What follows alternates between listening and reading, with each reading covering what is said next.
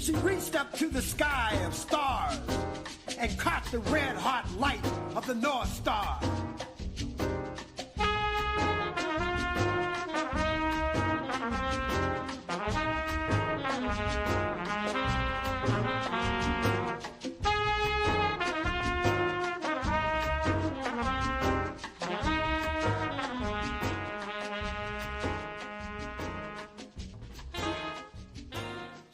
The earth, rocking with blood-soaked feet.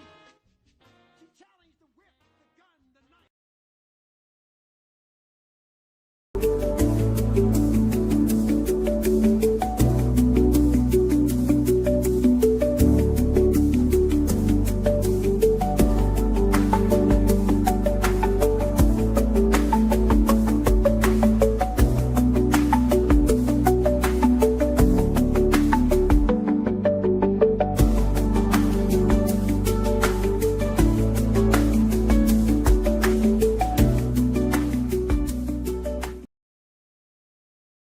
Good afternoon, and as always, welcome back. A young couple, Yaron Lishinsky and Sarah Lynn Milgram, who worked for the Israeli embassy, were shot dead near the Capitol Jewish Museum in Washington, D.C. late last night by a gunman who chanted, "Free, free Palestine," after shooting the individuals, according to authorities. This is a horrible act. But let's be very clear here, and let's be very, very honest. This was not an act of anti-Semitism. In spite of what Donald Trump will tell you, in spite of what Netanyahu wants to say, in spite of what Lil Marco is telling you, this was an act of anti-Zionism.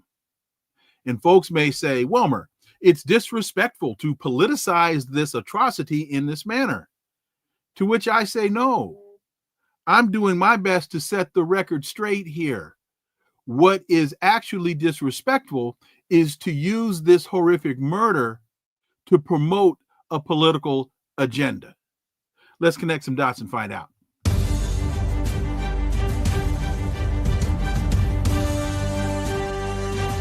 Connecting the Dots with Dr. Wilmer Leon, where the analysis of politics, culture, and history converge. Welcome to the Connecting the Dots podcast with Dr. Wilmer Leon, and I am Wilmer Leon. Here's the point. We have a tendency to view current events as though they occur in a vacuum, failing to understand the broader historic context in which most events take place. During each episode, my guests and I have probing, provocative, and in-depth discussions that connect the dots between these events and the broader historic context in which they occur, thus enabling you to better understand and analyze the events that are impacting the global village in which we live. On today's episode, the issue before us, we'll start the conversation with this horrific murder last night in D.C. And let me tell you, as a Catholic and as a human being with a conscience, I deplore violence at all levels, which means I am as incensed about the reckless disregard for human life that took place last night in D.C., and I condemn that. I am also incensed about the genocide that is taking place in occupied Gaza, the West Bank, and throughout occupied historic Palestine. To discuss this further, my guest is a political analyst, incredibly sharp mind, host of the Misty Winston show.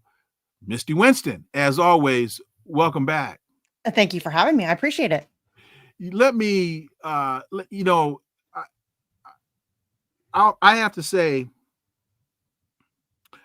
I am more outraged by the genocide in historic Palestine than I am about what transpired last night. And I say that, Misty, not because I value one life more than the other. I say it for this reason.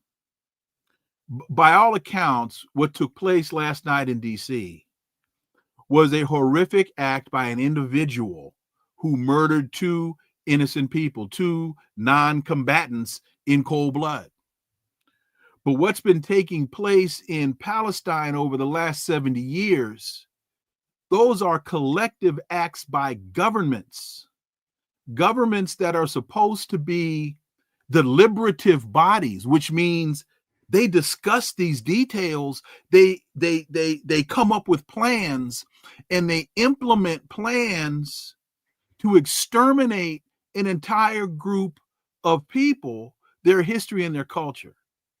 And to me, that's how you wind up with, I got this from Haaretz. And for those who don't know, that is an Israeli newspaper.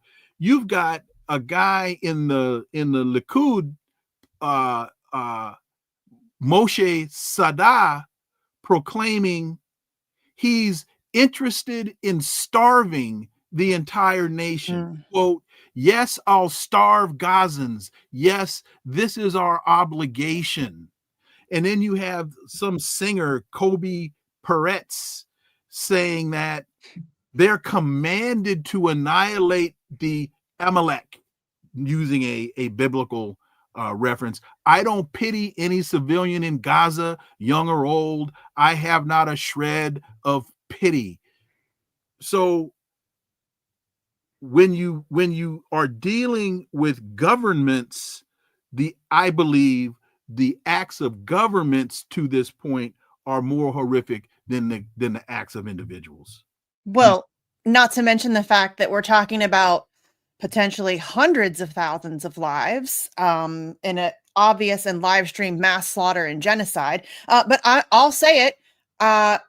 This doesn't pass the sniff test for me. I smell false flag. People will get mad at me for saying that. But you have to be incredibly skeptical about all of this stuff. And come on, do we really think that it's beyond them to do something like that? I mean, when you say false flag, clarify what you mean. It could go various different ways, right? This could have been something that was set up by Israel or the United States. It could have been something we don't really know. I mean, there are multiple different ways that they could go about making an event like this happen. Okay, so the reason that I asked you to clarify that is because I want to be sure you're not saying that those two people aren't dead. No, what you're saying is who do you ascribe blame to? Right. Okay. Yes. All right. Yeah. And I think that there's just, and this is not a new phenomenon. We've seen them carry out things like this in order to push an agenda or to heighten emotions or whatever when something like this, when a situation like this is going on. And the timing is very convenient, right? Israel is starting to lose an incredible amount of support.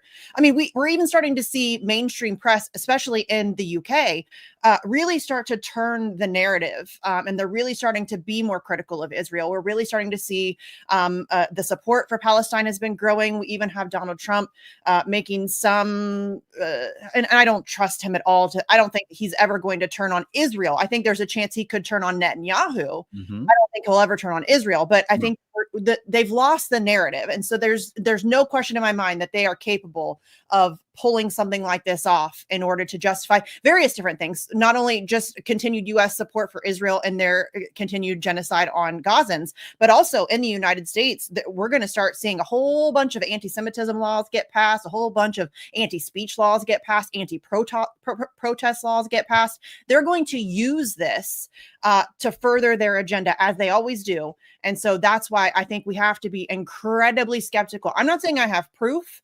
I'm just saying that to me, as somebody who my first reaction to pretty much everything that happens is they're lying. I think that everybody needs to take a step back and really think and be very mindful of what they're capable of, because this is certainly within that realm. 2 points to what you've just articulated. One is on the false flag element of this. It's ironic, and I put that in quotes, it's ironic that I think it was yesterday in the paper, the story was Donald Trump says, now we know you can't believe what he says, but he says he's close to reaching an agreement with Iran. Mm-hmm. There was another article yesterday that says Israel wants to bomb Iran. Mm-hmm. And Israel, in another article, Israel is planning to bomb Iran. So to the point of false flag, not in terms of did these people die or did they not, but false flag in the context of who was responsible for doing this. Folks, I don't think you can have an intelligent conversation about this without what we're discussing now being part of that conversation or analysis. And the other thing, to your point about anti-speech laws being passed, one of the things that I find very interesting as you listen to Trump and Lil Marco and all these other folks, I can't remember the guy from Israel, I think his last name is Saar, S-A-A-R, saying this is all attributable to the language that is being used in regards to alleged genocide, the alleged killing of children, the alleged killing. He goes through the very lengthy description of the acts that are being taken by the Israeli government against Palestinians, and he's saying, well, what we saw play itself out in Washington yesterday is due to this language. So to your point about anti-speech laws being passed, if this isn't their intent, they sure are. It's an incredible coincidence. Yes. That the language that is being used is being used. Well, and if it wasn't the intent, if this wasn't planned, if this isn't a situation that you could ascribe a false flag to, for sure they're going to take advantage of it, and for sure they're going to use this in order to get those anti-speech laws passed. And this is not a new thing that they have been attempting to do.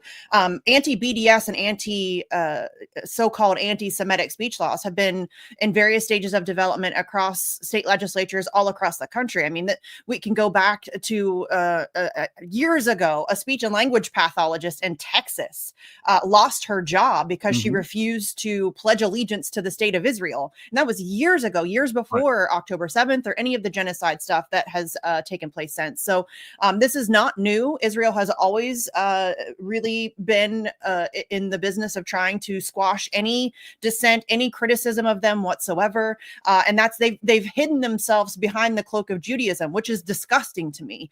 They're hiding behind this cloak of Judaism to protect themselves against criticism for their disgusting acts of genocide. And as you mentioned at the top of the show, and you and I have said this so many times, and we need to keep saying it, because Judaism is not Zionism. They are two very different things. Judaism is a thousands-year-old religion that millions of people around the world practice peacefully every single day. And Zionism is a disgusting, genocidal political ideology that is currently in the process of committing a genocide. And one of those two things is a problem, and that is Zionism. And anti-Zionism is not anti-Semitism, no matter how many times they try to conflate it.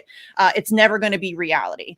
Again, Judaism is not Zionism, and the state of Israel, the government of Israel, does not represent all Jewish people around the world, period. Dr. Nick, I got to take exception to your point. Zionism is the political wing of Judaism. It is not. Theodore Herzl and his crew, and there are a couple other names that it'll take me a second to recall. They used Judaism as the cover, yes, to promote their settler colonial agenda.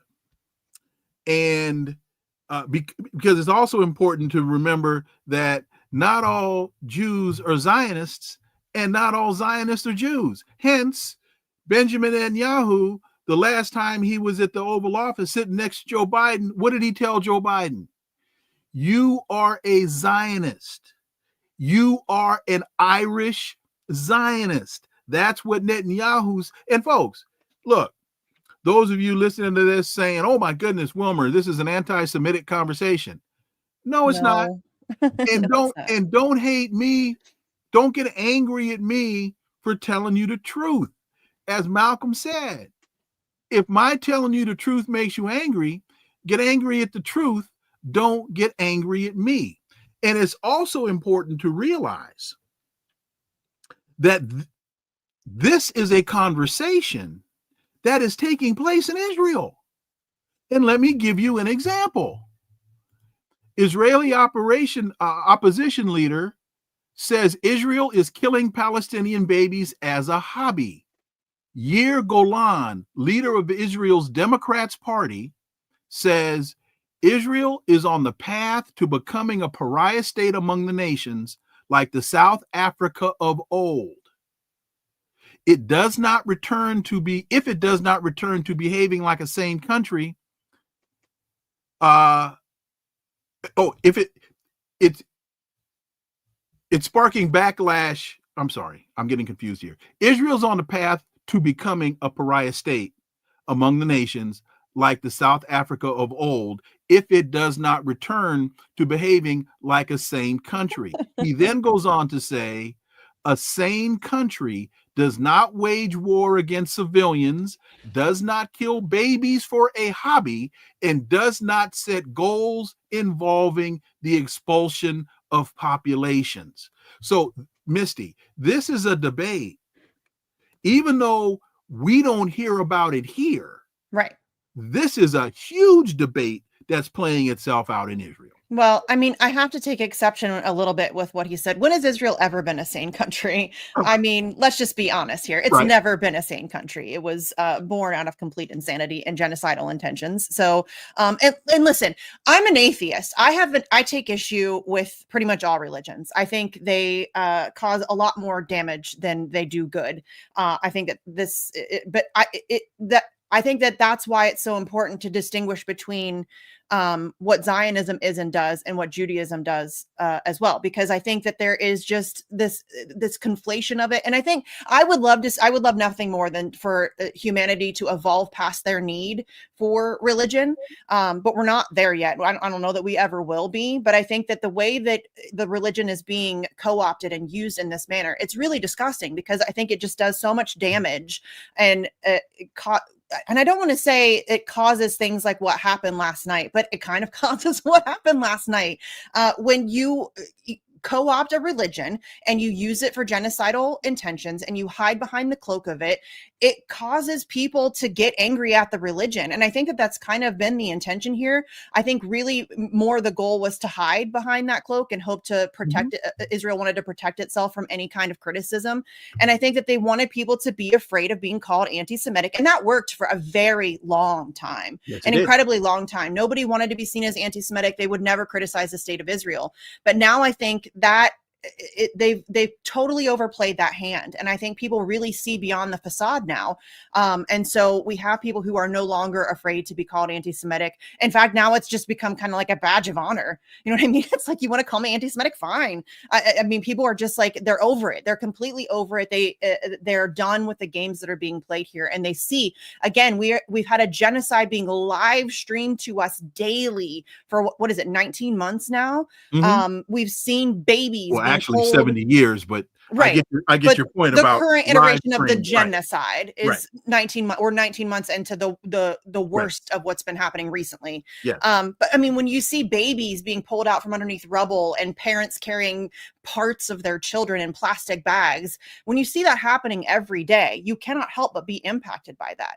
So I think that they've really lost control over the narrative, and they've really overplayed their hand, and that shield doesn't work anymore. And I think that that's why when something like last night happens, I'm like, oh, that's convenient. Now that everybody is criticizing Israel, people are fed up with Israel's crap. Everybody's starting to really call into question things that are happening. Now, all of a sudden this happens. And again, they're going to use it in order to pass speech laws. They're going to use it to pass anti-protest laws. I wouldn't be surprised if within a week we start seeing that stuff play out. That's going to start happening immediately. Kevin Baptiste, thank you very much for that $10 super sticker.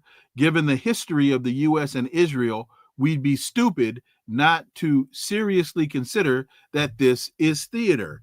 And Kevin, I like the way that you framed it, because seriously consider, and that is what we are presenting here. Yeah. I don't know if this was a false flag. I don't know, but I do know when I saw it, and that when I know the history that I know, that this isn't the first time things like this have been done. Again, to me, if you're going to seriously engage in analysis of this event, this has to be part of your conversation, or you're being intellectually dishonest. Yeah, there's no question about it. And I think that it's incumbent upon all of us to just be realistic about who we're dealing with here. These are psychopaths of the highest order. There is nothing that they will not do.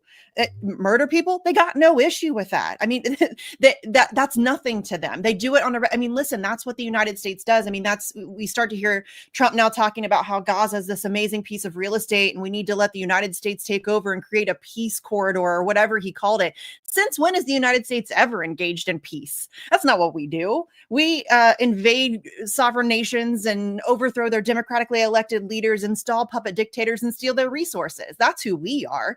So you have to be honest with yourself about who we're dealing with and what they're capable of. And if you are not willing to engage in very serious questioning of what is taking place and what is possible, then you're doing yourself a great disservice, because these people nothing is beyond their capabilities. They are evil, evil people. And I think that we have to be very mindful of that, because if you're not honest about who you're dealing with, there's no way we can ever hope to overcome them. There's just not. We have to know our enemy. And if we're being frank, that they are our enemies. So yeah, I mean, I just think that we have to be willing to engage in that conversation and that debate.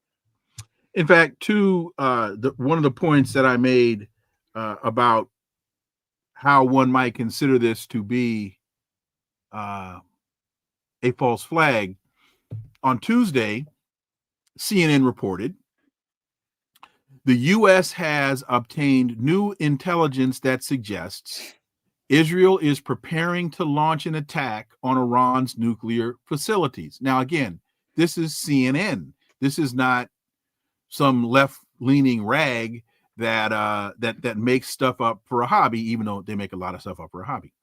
The report cited officials who said it was unclear if Israeli leaders had made a final decision, and the chances of an attack depend on the results of the negotiations between the Trump administration and Iran. The Iranian officials have made clear that the idea of eliminating Iran's uranium enrichment program is a non-starter, although U.S. officials continue to make the demand. And first of all, this entire narrative about a military nuclear program, they just said a couple of weeks ago, American intelligence has determined they're not trying to do this. Yeah. So it makes me wonder, what are you there really negotiating? Misty, you and I have to sit down and negotiate whether or not I'm going to drive to the moon. Should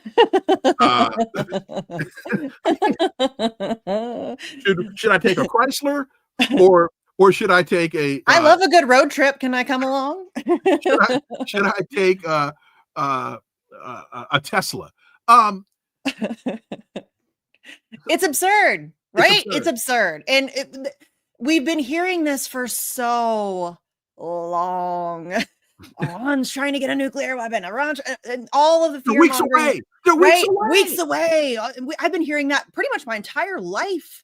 I'm 43 years old. I've been hearing that pretty much my entire life. So the idea that this is once again being bandied about, and once again we're getting fear-mongered about the situation, and once again we have Israel being completely off its hinges and willing to essentially kick off a hot World War III. I think we're probably already in a World War III type of a situation, but that would certainly set it off on a whole other level. And that's not outside the realm of possibilities. Israel's out of control. And I think Netanyahu in particular is desperate. I mean, he was in trouble even before October 7th. I think that there is a very real possibility that he either helped orchestrate or allowed for October 7th to happen, because he knew he was in trouble politically. There was all kinds of corruption investigations, and the people of Israel were not happy with him. And we know that when a president's in trouble, one way that they can get public favor back in their favor is to start a war type of a situation. So that's not, again, one of those things that's not outside the realm of possibilities. We have to be willing to engage in that conversation too. But Netanyahu himself is, I think, probably in a bit of a desperate situation. And so I think that it is not outside the realm of possibilities. And I think that it's very likely, and I think it's mentioned in the article I think it's the great Dave DeCamp. Everybody should go and support Dave DeCamp over at antiwar.com. Good friends with him. He's a great guy. They do great work over there. But it's they think that there's a real possibility that that Israel could perform that attack during negotiations in order to sabotage it. So that's who we're dealing with. We have to be very mindful and aware of who we're dealing with and what they're capable of. And it's insane, right? Like all of this stuff is fully insane, that this is things that are being talked about and considered, and these are actions that might be taken. But here we are. This is what we're dealing with. You mentioned World War III, and when you said that, it just made me think. When I think about World War II, when I think about World War I, you're talking about redrawing boundaries. You're talking about in World War II, you were talking about Hitler marching across Europe and all of that. But when I'm sitting now trying to figure out, okay, if what's transpiring right now were to actually turn into a hot, actual shooting World War III, what's the point? Right. You may have evangelicals like, or so-called, I'll call them Christian Zionists like Mike Huckabee, who will say, oh, well, this is just the fulfillment of the biblical rapture, and the world's going to come to an end, and all the Jews are going to convert to Christianity, and everybody's going to go to heaven. Come on, Mike Huckabee. But Israel wants the United States to attack Iran because Iran is in the way of Israel, I guess, taking over the Middle East. We can find various rationales for this, but this is a no-win. We're not dealing with rational people, though. And let me say, Wars of Paradigm, a new member, thank you very much for joining us. Greatly appreciate that. But go ahead, Misty, because it doesn't make any sense to me. Well, we're not dealing with rational people at all. I mean, I think that that's become abundantly clear. And listen, people in positions of power have never really been rational. I don't think you can reach that level of power without being kind of a psychopath. You have to be willing to do some really horrendous things to reach that level of power. And that's what I mean. Like, we have to be very aware of who we're dealing with and what they're capable of, because there's nothing outside the realm of possibilities. And this is really about power and money and resources and land and all of that stuff it's beyond my ability to comprehend why you spend the 70 or 80 years that you are granted on this earth. You spend that slaughtering people over the temporary ownership of a tiny slice of a rock floating through space. It seems like a really ridiculous way to spend your time. But these people are motivated by greed and power and, all of those things. And it's a very, to me, it's difficult for me to wrap my head around that mentality, but that's who they are. And the World War III situation, I think we've long been in it. Marshall McLuhan, for people who aren't aware, you should go check him out. He's kind of the godfather or the grandfather of like media studies and propaganda studies and all of that stuff. And he once said, and I quote here, World War III will be a guerrilla information war with no divisions between military and civilian participation. Does that sound familiar to anyone? Because that's exactly what we're living in right now. It is a guerrilla information war. We are in that currently. The propaganda wars, I think that's what we're seeing. We've seen the way that the propaganda machine has elevated itself here in this country. We've seen the way that Israel has used the propaganda machine to cloak themselves. We see the way, I think we are certainly in that right now. So I think that you're right. There is no legitimate rationale. There is no actual making sense of wanting to start a World War III type situation. And I'm not entirely sure that anybody really wants to start a World War III type situation. But when you're dealing with egos of that level, anything could really set it off. I mean, we've seen the way other wars have gotten set off. It's, just one thing that just kind of happens, and then things escalate very quickly. And so I think that that's what's so scary, is that these people have an immense amount of power and resources, and egos, and they're a bunch of babies, and they're very sensitive and greedy. And I think that that's their temperament is not great for dealing with these types of situations. And any one small situation could kick off a whole lot of really bad things for a lot of people. James Brown, thank you for that $10 super sticker. You write, I believe we are in World War III, sixth generation warfare on the people, on the land, and conflict literally all around the world. Just nobody has said it aloud. Can't debate that with you. Willie Hicks, thank you for that $20 super sticker. Not one lie told about anything discussed. That's why I shun mainstream news media. Thank you, Willie Hicks. We try. And Misty, when there are those who still believe in American exceptionalism. There are those who still believe that, the United States can send a couple of aircraft carrier fleets into the region, and that, we'll handle this. There are those who believe that we can fight two wars at the same time. Mm-hmm. Not understanding that the nature of warfare has changed, and not understanding that you're dealing with two different mindsets as it relates to conflict. When you look at China, China is positioned for defensive warfare. They're not offensive in their militarism. They're not imperialist. In fact, a lot of this conflict is imperialist versus anti-imperialist. Mm-hmm. They're on the anti-imperialist side of the equation. When you look at Iran, Iran is designed to defend themselves. They got more missiles than phone books have pages. And so this becomes a no-win situation. Yes. But everybody loses. Yes, that's a great point. Everybody does lose. And, you talk about people still believe in American exceptionalism. I mean, talk about the success of propaganda, right? I mean, holy cow, if there's ever been a successful propaganda campaign, it has been convincing the American public that we are somehow great, and that we are the best thing in that we're the best country on earth. And the reason why it's so successful is we are literally bombarded with that from the moment we exit the womb.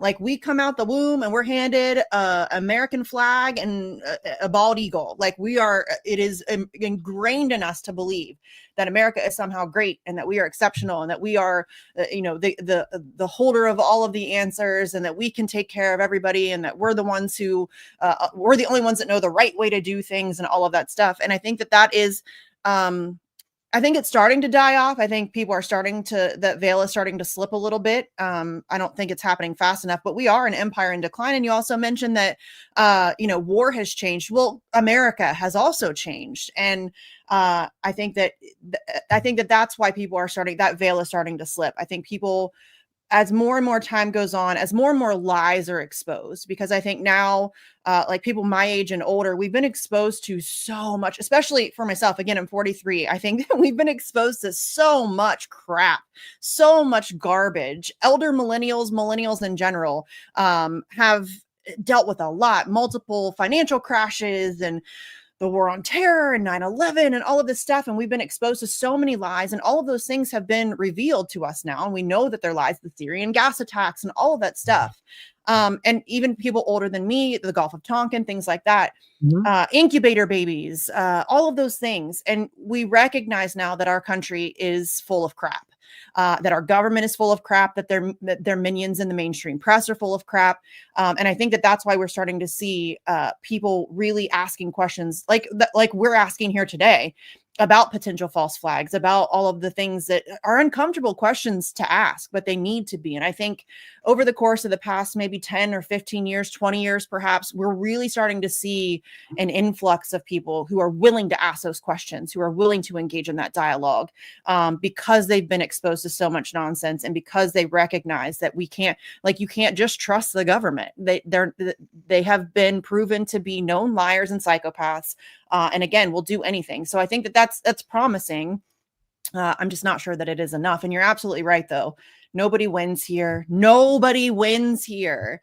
I mean, sure, will the military-industrial complex bring in a whole host of money? Will the CEO of Boeing be able to buy a new yacht? Maybe, if there's a planet left, like if there's a species left. Nobody wins in war. And war is a racket, right? We've known that. Smedley Butler told us ages ago. And I think people are also starting to really come to terms with that as well. So, I mean, there are some positives out there, I think, which is rare for me to speak on positivity. I'm usually very cynical. I get called out a lot for that, for my negativity. I think I'm just a realist, but people often call me out for being cynical. But here I am, presenting some positivity. I do think people are starting to ask questions. I do think the narrative is slipping. I do think that, there is some light at the end of the tunnel. But I really genuinely think that humanity is very much at a turning point. We're at a fork in the road. And we're going to go one of two ways, and it's hard to say which direction we're headed right now, but there is the hope that we could turn in the right direction. So, final point on this military thing. Well, a couple points on this military thing. One is Scott Ritter was very clear, and I hadn't thought about it in this context, but he said, and I think he was specifically talking about the war in Ukraine, but this is applicable in other areas. He was saying it's become a drone war that which I hadn't really thought about, but yeah, drone warfare has, and thank you, President Barack Obama, for introducing drone warfare to the landscape. That is, but the other thing, hypersonic missile technology, has for China and for Russia, has leveled the playing field. You send as many aircraft carriers into the South China Sea as you want to, and all you've done is send targets to be sunk. You send as many aircraft carriers into the Red Sea. Look at Ansar Allah. They ran the U.S. fleet out of the Red Sea. Donald Trump claimed that they capitulated. No. They told you better get these things out of here, or we're going to keep shooting at them. Yeah. I think the United States is genuinely a paper tiger. People aren't afraid of us anymore. They're really not, nor should they be. And I think really the only reason that we haven't seen more escalation against us is because we are so completely irrational. And I don't think I think people are honestly, and I said this about Russia and Putin, I think that a vast majority of world leaders are just waiting for us to self-destruct, because we will. We're self-destructing. Yeah. Well, I mean, why not? Just sit back and let the United States do what the United States is doing, and the United States will take care of itself. And we don't have to get our hands dirty. We don't have to enter into any kind of a war and put our population at risk or anything like that. We can just sit back and let y'all take care of yourselves. And that's exactly what we're doing. And to that point, Javier Burgos says 80 years of mass indoctrination. Initially, I thought it was mass incarceration, but either one works. Indoctrination, 40 years of financialization and deindustrialization. When you put those things together, Javier, you're spot on, especially the aspects of 40 years of financialization and deindustrialization. Donald Trump started a trade war, an international trade war. And he's arguing about China taking our jobs. Fair exchange ain't no theft. No. So we sent the jobs to China. China willingly took them so that they could do what? develop their economy. And what did they do? Develop their economy. Yeah, they're doing great. They're doing great. I mean, they've got high-speed rail. Their streets are clean. Their crime is down. Poverty rates are down. Their education system is thriving. China's doing just fine. Russia's doing just fine. There's one more thing that they're doing, which a lot of people don't really pay attention to when you think in the context of economic development. Their economy now has developed beyond the point of piecemeal assembly. They are now outsourcing to Vietnam and to other countries the very simple types of tasks that they started to develop. They've developed to the point to where this other piecemeal stuff doesn't work for us anymore. We now are designing, we are now into R&D. We are now into what's it on your phone?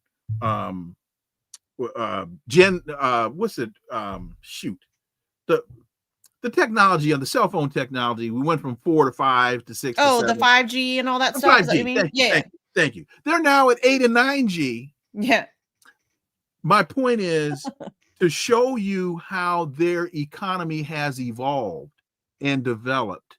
They are no longer interested in taking a lot of the work that they took initially. They are outsourcing that to other countries. Yeah. Yes. And I mean, it's amazing what you can do when all of your energy and resources aren't spent on the military and occupying other countries and bombs and drones and all of that stuff. It's fascinating. I mean, somebody just, a friend of mine tweeted out something about making the warmongers raise money on GoFundMe. And man, would I ever love to spend what we spend on war on healthcare, because healthcare, that's what GoFundMe is used for, right? In this country, we use it for healthcare. I would love, how cool would it be if we actually spent the money we spent on the military on healthcare and the people of this country, and then made the warmongers like beg for money on GoFundMe? I would love that. That would be a functional society. Instead, our economy is completely centered on death and chaos and destruction, and has been for a very long time. And that's just not sustainable. And it is not, like, that's not a civilized society by any stretch of anybody's imagination. If your economy is reliant upon murder, you might want to rethink. You might want to rethink. I mean, I'm just saying, it's not a good look. Another point here. This is somewhat comical, but it is also incredibly telling at the same time.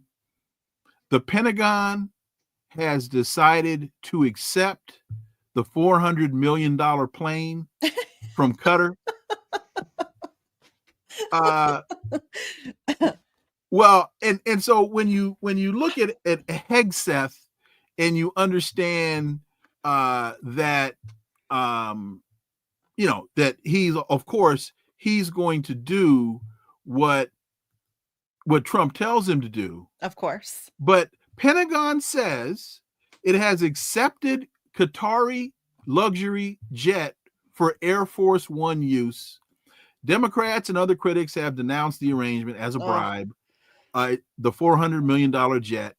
And so what have they said, Misty? It's going to, they have to take the whole thing apart and then retrofit it to meet the standard. You've got to get specially cleared engineers. And you can't just have the regular Boeing engineers working on this thing. You have to, there's a select group of engineers with this ultra high level, secret, top secret, hush hush, secret squirrel kind of clearance that they have to have. And it's going to take, I think they said 10 years. What is the point? What is the point of this? It's so crazy. But you said that the Democratic lawmakers are blah, blah, blah, calling this a bribe. I don't want to hear it from them. Like Hillary Clinton tweeted about it, about how, I can't believe this is, I can't believe he would. Ma'am, you took money. How many foreign governments gave money to the Clinton Foundation while she was Secretary of State? So she took so much money. So the hypocrisy, not that we shouldn't all be like really about this? I mean, obviously, this is absurd. This is absolutely a bribe. The president is for sale. And that's not a surprise to anybody who's paying attention. The president's always been for sale. But Donald Trump's just doing it out in the open. He has no gift for subtlety. My guy just doesn't care. He says the quiet part out loud on a regular basis. And now he's just doing the corruption on Maine. Like, he's just like, hey, I'm corrupt. I'm just going to announce it to the world. But the idea that Democrats, or that Hillary Clinton in particular, is talking about how this is not a good look. Well, just shut up. You did the exact same thing. But what is the point of this, Wilmer? This is going to take 10 years to even get it like workable so that the president can even ride on it. What is the point? And how much money is it going to take? It's a $1 billion. gift of this. What is the point of that? Why are we spending that much money? They said it's going to take $1 billion. It's so annoying. It's so stupid. And you said it's comical. It is a circus sideshow. This is so ridiculous. And the buffoonery on display here is just beyond my ability to comprehend. What if they had given him a submarine? Now think about this. That would have been really, really cool. Yeah. If they had given him a submarine. Donald, if you were really hip, you'd ask for a submarine. I mean, what was the Ocean Gate? I've got a submarine. Like, that's the Ocean Gate thing. Can we get him to go on that? But the bribery and the buffoonery is amazing. Is beyond comprehension. It really is. It is beyond comprehension. They used to hide it, Wilmer, and now they're just like, hey, big red flashing neon light, I'm corrupt, I'm for sale. And everybody's just, yeah, okay, it's fine. This is fine. I can be rented, but I can't be bought. Now, a friend of yours, Kyle Anzalone. I love Kyle.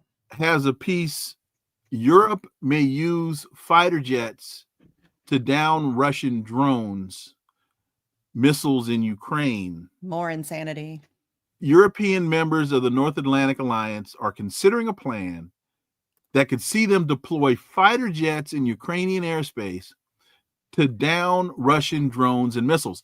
That takes us back to Scott's point about this being a drone war as opposed to it being conventional conventional warfare. That's the first point.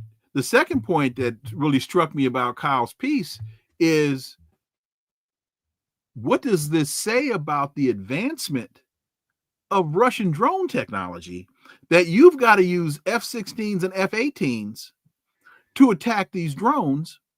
And then that also takes us into the conversation regarding, what is NATO really concerned about as Donald Trump allegedly tries to find a peaceful solution to the Ukraine conflict? Yeah. Well, okay. First of all, yes, Kyle Anzalone wrote this piece for the Libertarian Institute. He also does fantastic work for antiwar.com, and he hosts a couple shows, Conflicts of Interest and the Kyle Anzalone Show. I'm a big fan of the anti-war guys, the antiwar.com guys. So that's why I'm hyping them up so much. They're good friends of mine. They've been really good to me. But yeah, this is another great piece from Kyle. And this is more insanity. The idea that NATO is even talking about this or proposing this is so ridiculous to me. Again, what's the point? What's the end game here? What is the goal here? I mean, Ukraine is not going to win this war. That has been very firmly established. They've already lost. So why are we continuing to pretend like this is a thing that we should even be drawing out even further? I mean, an entire generation of Ukrainian men have already been sacrificed on the altar of Western imperialism. They're already, like, the country is, I can't even wrap my head around how awful it must be and has been for them. And they've just been used for cannon fodder, as we do with everybody. That's what we do. Again, that's our MO. So it blows my mind that this is something that's even being considered, that we are even talking about this as a possibility. Now, the United States is supposedly not involved, and I thought Trump was going to have this all figured out within 24 hours. But again, this NATO needs to be disbanded. It is such a danger to humanity. Mhm. Really, NATO is an absolute danger to humanity. The fact that it still exists is just a stain on all of us. So yeah, I don't know. What is the end game here, Wilmer? What could they possibly hope to achieve here by doing this, or by even talking about it, by even threatening to do things like this? Well, let me propose an answer. Well, first of all, I think it's important for people to remember that Ukraine was armed by the Trump administration. Mm-hmm. So people like to forget that. So one can only wonder, if you're sitting there, if you're Vladimir Putin and you're talking to Donald Trump, and Donald Trump is talking about peace, and what you have to do, the concessions you have to make, blah blah blah blah blah. And Putin says, "Wait a minute, dude, aren't you the one that sent the stuff over here in the first place? Mm-hmm. So why are you here talking to me? And why should I trust what you tell me, when if you had not sent them all of the armament in the first place, we would not be having this conflict?" So that's the first point. But to your point, let me throw out a possible scenario that the European Union has come to the realization that the United States has grown weary of the Ukraine conflict, Mm-hmm. and that they see, and I want to say that this started in the Obama administration, but it's making itself very evident now, that the focus of the United States ire is shifting from Russia to China. Yes. And that the European leaders are fearing that they're going to have to defend themselves against this mythical Russian monster that their own propaganda has created. Mm-hmm. And so this is really the Europeans realizing the United States is done with us. And we're going to have to defend ourselves. They've created this whole anti-Russian mythology. Russia's going to take over all of Europe. And that's contributing greatly to their concerns. Your thoughts? Yeah. No, I think that's probably, and when the whole Russiagate thing first kicked off, I was telling people Russia's not the final boss, if you will. China's the final boss. But I don't think that we had manufactured enough consent. I don't think we had fear-mongered enough about China to get the American public on board with a conflict with China at that point. Also, I think that we knew, we being the psychopaths in charge, I think that they knew that they needed to weaken Russia first, or at least attempt to weaken Russia first, Mhm. because China and Russia are coming together against us. So I think that those two things kind of combined to make Russia the target for now. But Russia was never the final boss. I think China is absolutely the final boss. And we are starting to see that shift in attention. We're starting to see the shift of focus take place. And so I think that you're right. I think that we are trying to find a way to back out of the Russia-Ukraine situation without losing. We got to save some face. We got to make it so that we don't look too terribly bad. And they got to do it soon, because you're right. The American public is so over it. And I think that this is another thing where they've kind of lost control over the narrative, and truth has started to get out, despite the fact that we aren't bombarded with that quite as much as we are with Gaza. And I think that that's also intentional, because Ukraine is losing so tremendously. They don't want us to see that.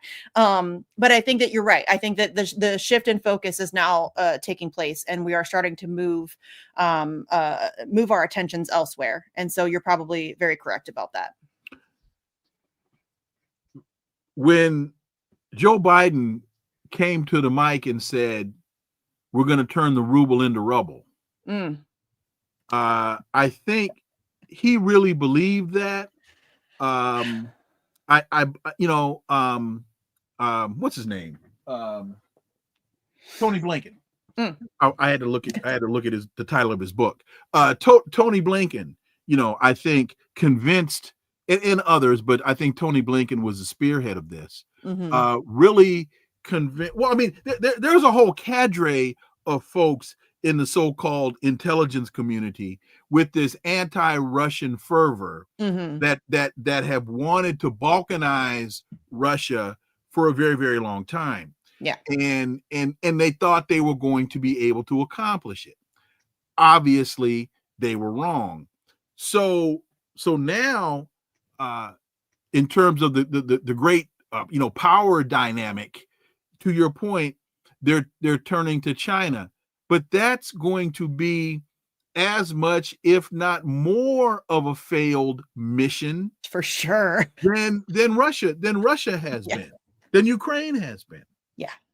Yeah. There's no question. Listen, we cannot take on China. We cannot take on China. I will say that. I mean, as we just discussed earlier, we are a paper tiger. Mm-hmm. And there's absolutely no chance, zero chance that we can take on China in any substantive way. Again, I don't think that we have the balls to really just go full on, but I think that, like with Ukraine, maybe we try to do Taiwan to kind of try to weaken things. There's going to be a whole bunch of moving parts and sneaky moves and shenanigans going on. There's no question about it. But I think that, man, maybe we've come to terms with that. I don't know. But I think that, again, we're dealing with people who are not rational. And so that's what I fear. And we're obviously an empire in decline, and we've witnessed empires fall before. We have historical reference for this. I will say, though, that what concerns me is that we've never seen an empire fail that is this heavily armed. Correct. And that's terrifying, because we are a wounded animal backed into a corner right now. And when that happens, people tend to lash out irrationally. And that's what I fear, is that as we get backed further and further into the corner, there's going to be a lashing out. And that could really be bad for a lot of people. I'm glad you made that point, because when we were talking about what was going on in the Middle East, I was trying to process how to present the fact that, to your very point, and I think not only the irrational actors as it relates to the failing empire, but also the advancement of technology is such that the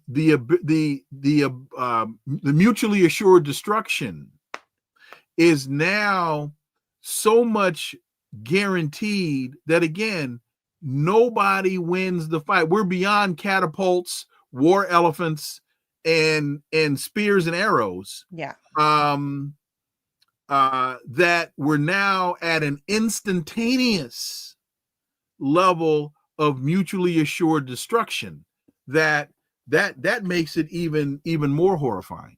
Yeah, it's a terrifying prospect, because I don't, people often will say, I hope cooler heads prevail. There aren't a lot of cooler heads up there.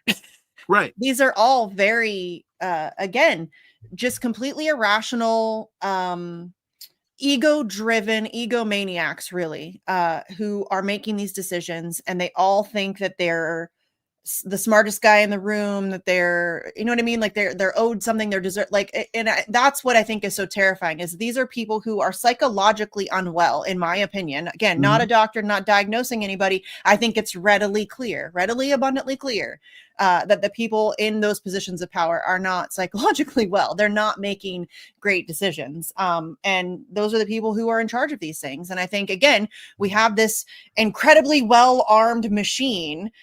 Like you said, this is not, bayonets and, this is drone strikes that could, we're talking about mass slaughter, instantaneous mass slaughter of civilians, usually.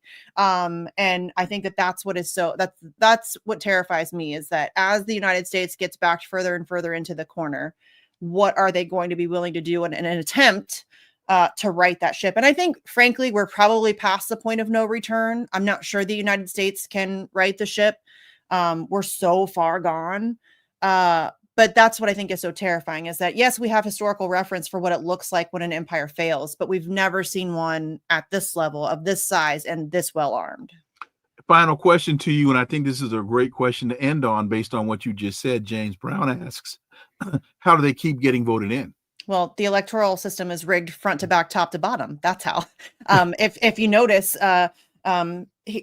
I could go into a whole rant about this, but anybody who actually wishes to challenge the system, you will likely never hear of them. You might hear rumblings, and maybe on a local level, you'll get somebody who wants to like challenge the school board on some things. But once you get into big boy politics, people who genuinely wish to challenge the system, you'll never hear of them. They will get them out of the way before the primaries even start. Bernie Sanders. Yeah, well, and I don't think Bernie Sanders ever actually wished to challenge the system. But I'm using that as an example, particularly during the first campaign. Even the perception of threat by Bernie resulted in collusion between Hillary Clinton and what's her name? Media and the head of the DNC in Florida, Debbie Wasserman Schultz. By Bernie. Yeah, and I think that's and we've seen numerous other examples. But even if somebody who genuinely wishes to challenge the system somehow manages to get into an election, somehow manages to win an election, one of two things will happen. Either you will capitulate to the corruption, or they will find a way to get you out of office. We saw what they did to Dennis Kucinich. They gerrymandered him right out of his own district. His own party gerrymandered him right out of his own district. And so that's what we see. And that's, I'm somebody who's very anti-electoral politics because it's a waste of time. We're never going to see substantive change. You cannot vote your way out of this. They control the mechanisms of electoral politics. We can't even audit our voting machines. It's proprietary software. We can't even check to see if our elections are legit. And by every available metric, they're not. We don't have legitimate elections. So how do they keep getting voted in? The system's corrupt, as a short answer. And another example of that is what the DNC has done to David Hogue, or Hogg or Hogue, the vice chair that was even just saying we need new blood in the system. And hey, David, you got to go. Kevin Baptist, thank you so much. Baptiste, thank you so much. Irrational doc, because the logic of profit is in the direct contradiction to the logic of the need for the masses. Can't debate that with you, Kevin. Not in the least. Misty Winston, as always, thank you so much for your time. Thank you for your analysis. You are so gracious when I invite you on the show. I greatly, greatly appreciate it. And maybe next week we'll look to get you and Kyle on. At the same time? At the same time. How about that? I would love that. I do love Kyle. So that would be great. Happen. Let's make that happen. Greatly appreciate it, Misty. Enjoy the rest of the day. Thank you. All right. Hey, folks. Thank you all so much for joining me today. And again, I got to thank Misty Winston, as always, for sharing her time with us. Thank you for listening to the Connecting the Dots podcast. New episode tomorrow. Not quite sure yet who the guest is going to be. Still working on that. But hang on. Let me take a look and see if I got an answer to my request. Did I get an answer to my request? Not yet. So anyway, trust me, as Moon Man would say, it's going to be a big one. With that, Kevin, thanks, Doc and Misty. You are more than welcome. Javier, thank you. You are welcome. So follow us on social media. Thank you to all of those new subscribers, and we can always use more. Greatly, greatly appreciate all of that. Remember, this is where the analysis of politics, culture, and history converge. Talk without analysis is just chatter, and we don't chatter here on Connecting the Dots. See y'all tomorrow. Until then, I am Dr. Wilmer Leon, and after then, I hope we will still be. Have a wonderful remainder of your day. Peace. I'm out.